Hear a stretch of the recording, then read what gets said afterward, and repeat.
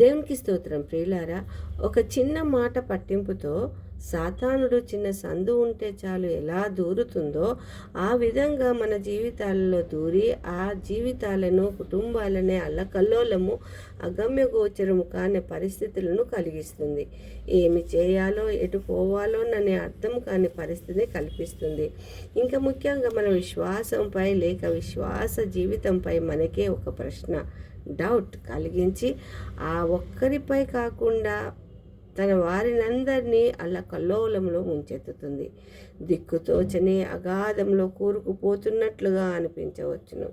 హృదయ నిబ్బరము తొలగిపోతున్నట్లుగా అనిపించవచ్చును. కానీ ప్రియులారా, అది అంత ఒక భ్రమయే. అది ఏమీ చేయలేదు. ఎందుకంటే మన ప్రభువు దాని కోరలను ఎప్పుడో పీకివేసినాడు.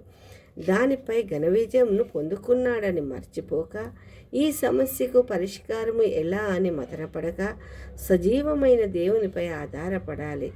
ఏ విధంగానైతే శిష్యులకు సమస్య వచ్చినప్పుడు ఒక చిన్నవాడు దేవునిపై ఆధారపడి సాతానుపై, అనగా బైబిల్లో ప్రత్యేకంగా వ్రాయబడ్డది, అరణ్య ప్రదేశంలో చాలా ప్రొద్దుపోయిన తరువాత, అంటే చీకటి పడిన వేళ, అక్కడ వెలుతురు, ఏ దారి లేని పరిస్థితి అని మనకు అర్థమవుతుంది. అక్కడ విజయంను సాధించి ఇప్పటికీ చిరస్థాయిగా బైబిల్లో లిఖించబడ్డది ఇది అంతయు. అది ఎవరో కాదండి, మనకందరికీ తెలిసిన చిన్ననాటి నుండి వింటున్న 5 రొట్టెలు 2 చిన్న చేపలు 5,000 మంది పురుషులకు, అనగా ఇంచుమించు 20,000 మందికి స్త్రీలు పిల్లలతోని కలుపుకొని వారికి అందరికీ పంచగా వారందరూ తృప్తిగా తిన్న తర్వాత ఇంకా 12 గంపల నిండా మిగిలినది ఎత్తినారు అనున్నది. ఇది యేసు ప్రభు చేసిన అద్భుతము. దీనిలో ఒక అద్భుతమే కాక ఇంకా కొంచెం లోతుగా ప్రభువు మనతో మాట్లాడుతున్నాడు ఈరోజు. మొదటిగా కనిపించని తల్లి యొక్క విశ్వాసము ద్వారా పిల్లవాడిని భోజనము తయారు చేసి పంపించుట. రెండవదిగా తల్లికి, అంటే పెద్దలకు విధేయుడై తను కూడా ప్రభువునందు విశ్వాసం ఉంచి అటు ఇటు పోకుండా సరైన త్రోవలోనే నడిచి సరైన స్థలమునకే చేరుట.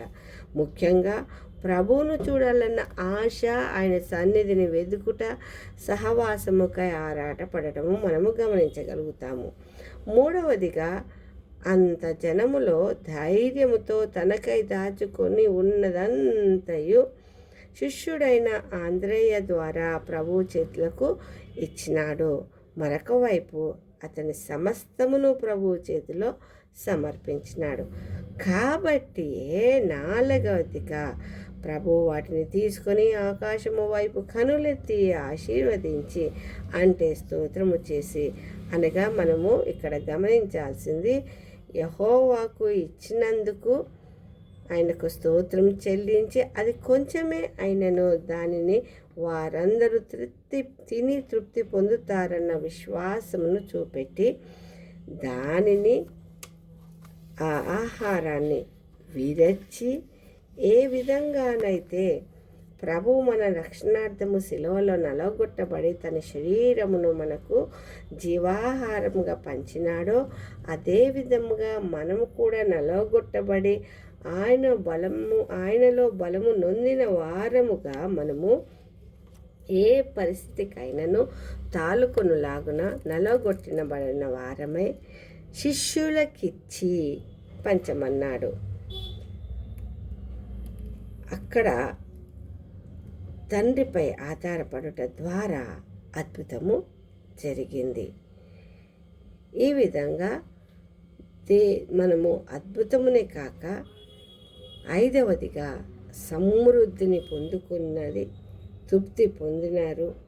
తర్వాత మిగిలినవి 12 గంపల నిండా ఎత్తినారు కదండి.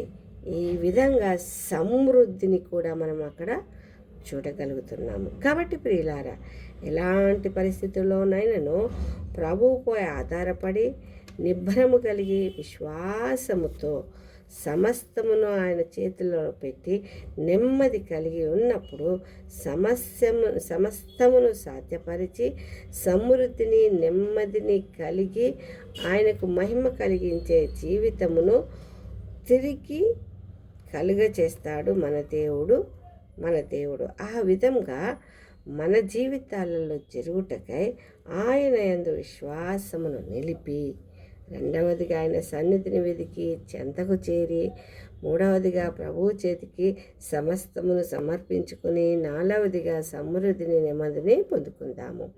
అలా జరిగించుటకై పరిశుద్ధాత్మ తోడును సహాయమును కోరుకుందాము. ఈ కొద్ది వాక్యమును దేవుడు దీవించును గాక. ఆమేన్, ఆమేన్, ఆమేన్.